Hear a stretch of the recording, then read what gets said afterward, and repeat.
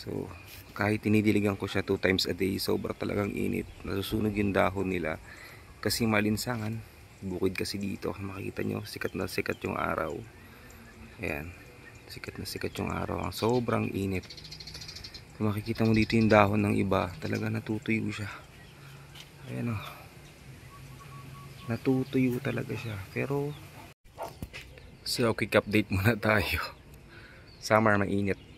So makikita nyo sila ngayon, ang gulo nila. So ito kasi dati ito na sila yung mangga.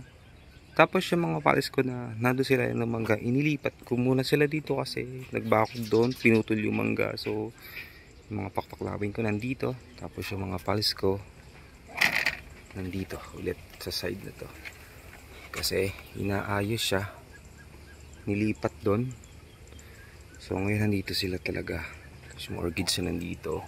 So nagulo na naman yung setup ko. So ganun talaga kasi in-adjust ko yung iba kasi tinanggal ko yung mga palis doon, pero iba nandito pa din, hindi man nagalaw, palis lang. Sobrang init ngayon sa totoong buhay lang. So kahit tinidiligan ko siya 2 times a day, sobra talagang init. Nasusunog yung dahon nila kasi malinsangan. Bukid kasi dito, makikita nyo sikat na sikat yung araw. Ayan, sikat na sikat yung araw, ang sobrang init. Kung makikita mo dito yung dahon ng iba, talaga natutuyo siya. Ayan o, natutuyo talaga siya. Pero okay naman sila. So paano, tinidiligan ko pa rin yung mga ugat nila, fresh pa din, green na green pa din. Pero sa ngayon talaga napakainit. Summer na summer, ramdam mo talaga. Kahit naka 70% shade sila, talagang siguro kahit hindi sila nasisikatan ng araw, yung hangin ang gagaling sa bukid, mainit. So yun, ito may flower na naman ng aking, may spike na naman ng aking mukara. Pero yung ugat nila healthy pa din. Ay, may spike siya dun isa. Ito, hindi ko pa ito matop cut kasi baka magtampo pa. Yan, hindi ko pa nalilinis yung ugat. So pagka nagaganito kayo, ang nililinis yung mga ito yung ugat para matrigger ulit yung mga bago niyang fresh food niya. So ganun pa din, dilig pa din, importante. Yan o, tingnan mo, natutuyo talaga siya, nakakawa siya o. Ayan, yan sila, sama-sama dito. So maggulo na naman ang setup, wala akong magagawa, ganun talaga. So ito yung bago na siya ulit o. Taba. Tapos ito, malaki na siya, laki na sa ulit. Tapos yung iba nandun pa sa loob. Yan, ang dami nila. Ito, iayos ko ito, papalitan na ito ng bakal eh. Ito, akin din na nilipat o minoon ko. Mga ugat niya oh, fresh na fresh siya, green na green. So ang tagal ko na hindi nakapag vlog kasi napaka busy namin dito sa pwesto namin kasi inaayos doon. Naglagay pa nga ako ng mga morning dew dito, hindi ko alam yung tawag dito, para may enhance lang yung contrast ng orchids ko, green tsaka other colors ng plants. Dito siya, ayan o, puro siya ephesia. So magulo pa talaga yung setup ko. So ganun talaga, hindi ako makapasok sa loob kasi marami papaklawin itong aking fish lily. Nilipit ko din, so, tinanggal ko dun sila sa ilalim ng mangga kasi naggagawa ng bakod. So magulo pa dun, pero sila dito okay naman yan. Ayan sila, binilik ko dyan. Ayan, magulo pa, bol pa yung iba dun. At saka sobrang init ngayon. Yan, pakita ko sa inyo dating pwesto ng mga aking mga palis doon. Pakita ko sa inyo maya maya. Ito yung aking mga grammatophylla. Alam mo yun, okay pa naman sila. Yan, napaka fresh pa rin nila, green na green pa din. Ayan, bago na naman shoots. Yan, mga ugat ng mga aking mga palis yun, buhay na buhay. Ito yung verde, mga dulo, mga banang. Hindi ko alam yung mga palis ng ganito, mga Seriliana, ang haba ng mga dahon niya talaga. Pero yung iba nakikita ko bilog lang, pero ito ang haba niya, napaka ano niya. Yan, tingnan mo dito, makalat. Ito mga siya, ito pang aking isang renaissance na anthurium, papaklawin na yun siya. So yun ba, tumaki mga, ang tawag dito, mga anasmum, wala nang dahon. Wala na siyang dahon, nagpo-produce sa mga buds. Pati yun, may bulaklak lang yung aking Banda lamilata. Mayroon siyang flower doon. Ayan.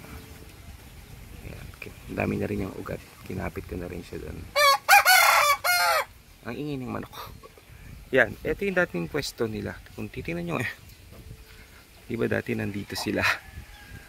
Ayan, nawala yung mangga dito. Kinat na namin. So, kaya hindi ako nakapag-vlog. Busy ako. Ayan, natanggal siya. Ayan, dati dito yan eh.